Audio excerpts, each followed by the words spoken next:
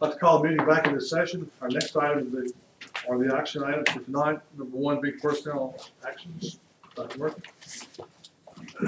Board members, I would like to recommend to you that you accept the terms and conditions that's outlined in the letter that I've shared with you. For personnel actions first. I'm so sorry. Okay. Board members, I'd like to request your approval of the personnel report. Any questions from the board on personnel report? Do you have a motion on the superintendent's recommendation to accept the personnel report? So moved. Second? Second. All in favor? Aye. All opposed? Personnel report is approved. Sorry, I got ahead of myself. Board members, I shared with you a letter dated as of today's date, a letter that I sent or that I've given to Ron Jones. Mr. Jones and I met this morning and wanted to be very transparent and open with him and called to ask him last week if he'd come in today and have an opportunity to talk about this further before this meeting tonight. And I gave Mr. Jones a letter which outlined the following things, which is in a letter that I've presented to you this evening. One, I told Mr. Jones that it was my intent to recommend to you this evening that we allow Artists on the Bluff to remain in the building until December 31, but that after that time they would need to discontinue using that facility. The second thing that I shared with him is that this board would need to be reimbursed for utilities effective September 1. That would be true for the month of September, October, November, and for December. And I also advised him that only if, after a fire marshal walkthrough and approval from the fire marshal, would any of this occur, because certainly in the absence of us meeting the code of fire marshal, that we would need to ask them to leave that building immediately. Mr. Jones and I talked through this, and Mr. Jones and I have had multiple conversations over many months, as I've had multiple conversations with Linda Williams also. And in our conversation this morning, shared this with him. And as the chair of the board for the Artist on the Bluff, Mr. Jones agreed to these particular conditions. And so this evening, I'm going to ask you if you would accept the terms and the conditions that's outlined in that letter that I shared with Mr. Jones and that he signed as the chair of Artists on the Bluff to approve. I do think it's worthy for me to make a few additional notes and would like to take liberty to do that at this point. Board members, we as a board absolutely cannot spend children's money paying utilities for another entity. Artist on the Bluff is not a nonprofit, and what in essence has happened since 2011 is that this board has incurred the cost for all utilities for Artist on the Bluff. The cost of that has run somewhere between $70,000 to $90,000 annually for the utilities. And it jumped to 90 when Capers opened. It's my understanding that there are about 14 vendors that are currently at the Artist on the Bluff. It's my understanding each of those vendors pay $450 monthly to Artist on the Bluff. It's also my understanding that when the art festival occurs, that maybe the vendors are also charged some percentage of their profits back to Artist on the Bluff. I know that our city has also sponsored and supported to some extent our Artist on the Bluff, and yet unfortunately we've carried the utilities and other costs. I cannot do that in clear conscience. It is not fair, right, nor reasonable, and so from that end of that, that is one of the reasons that I would ask you to give thought to approving my recommendation tonight. I would also remind you that while we absolutely embrace Artist on the Bluff, have significant respect for the arts, and just as a moment of editorial, I've spent tens of thousands of dollars in the arts with a daughter who sings opera. And so I get the arts, and I get the underappreciation that people sometimes have for the arts.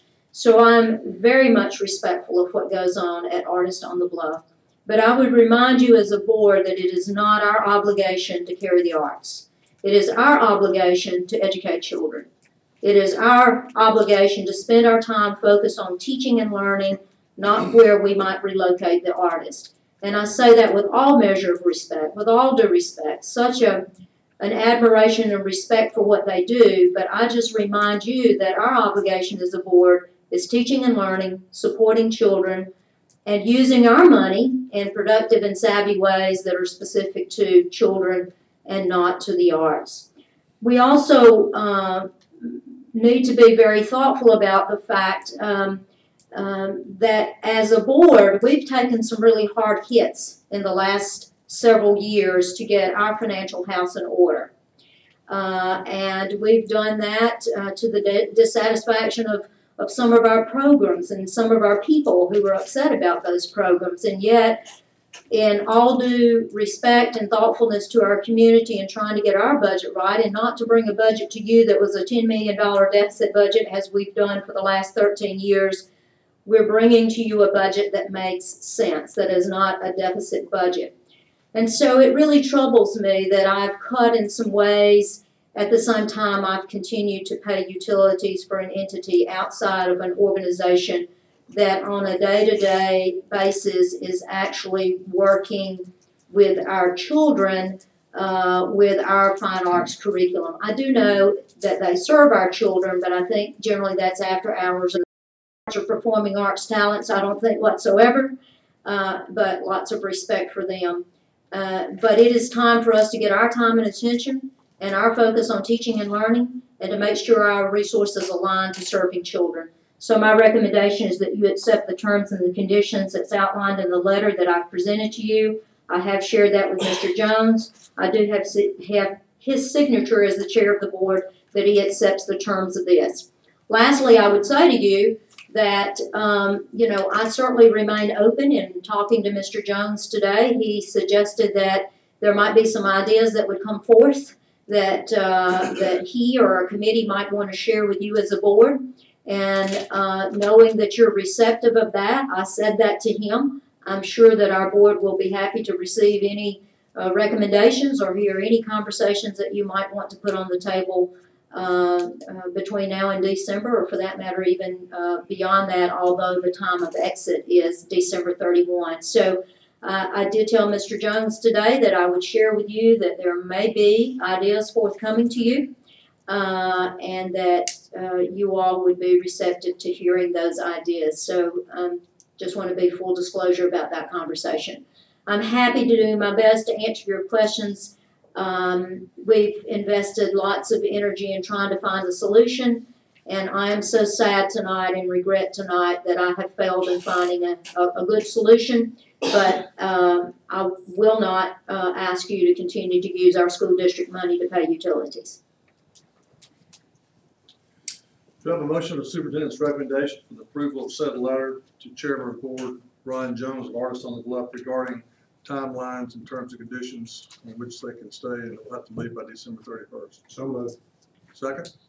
Second. And the first and second, any questions from the board for Dr. Murphy? I have one, thank you.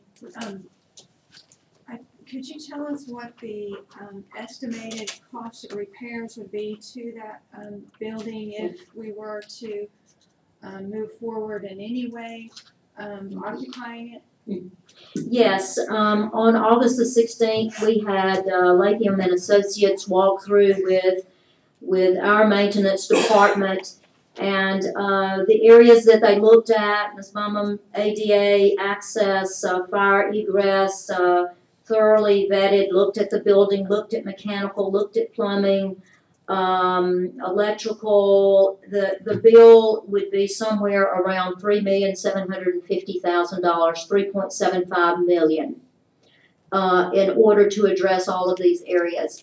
I would say to you that that also does not include addressing the more aesthetics of the building. That's mechanical, that's roofing, that's just bringing it up to ADA code. Significant money would need to be invested in this building to bring it up to a standard that we would find acceptable and be proud of. and more money than this actually to add the aesthetics to it. Any other questions? Got a motion and a second, all in favor? Let's get this through. Have a motion and a second, all in favor? Aye. All opposed? The subject letter for Artists on the Bluff and notice to leave and terms and conditions that are designated within, it's approved. You want to have any further commentary? I have no objections, the board has acted, however. We'll kind of deviate from the typical agenda. If anybody has anything else they would like to say, we'd like to hear it. We try to be fairly open and explicit about what's happened and how things transpired and where we're constrained. So, any other questions? Go ahead.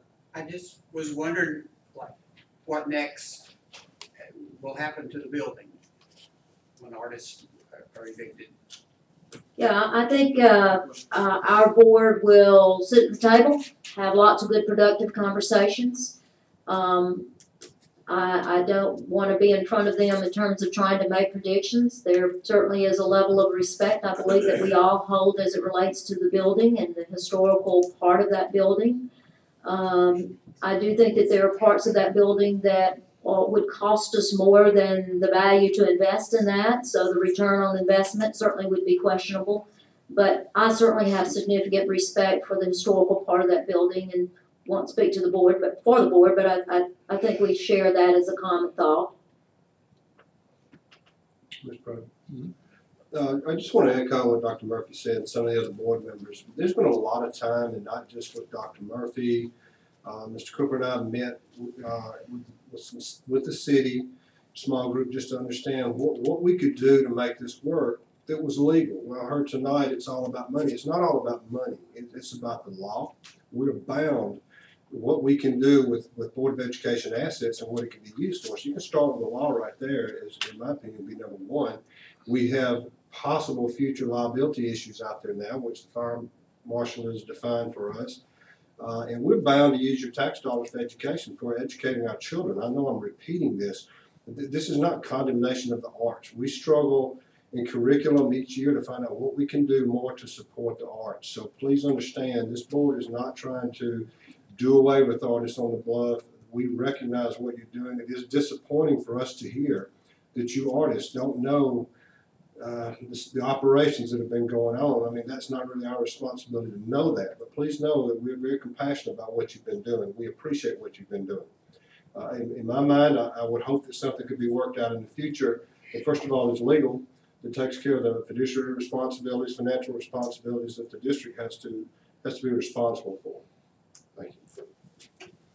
And one more thing in that regard, you know, in our discussions with the city and Ron Jones and others, we are continually operating under the desegregation law or case that we're involved in. So consequently, that's school space. And that's nothing to say that somebody, the federal judge, could not say, look, as part of this rezoning plan, you're going to have to find a way to recapture and reuse that facility. That led to the month-to-month lease concept with the city. So each of us would have an out at some point should that situation occur. Chances of it occurring? Probably slim, but no one knows. So it's turned out to be, evolved to be a very complicated, multifaceted situation. And again, we've had several months to look for other opportunities, other ways to resolve this, but it just hadn't happened, I guess is what. But yeah, you know, I think you've heard pretty clearly from everybody here, everybody at the council meeting, nobody disregards or takes lightly metal arts, anything to do with the artists. Because they are special and the whole concept is special. Anything else? Anyone else? Okay, the next board meeting will be the regular board meeting on October 17th, 5:30 here at the central office. We stand adjourned.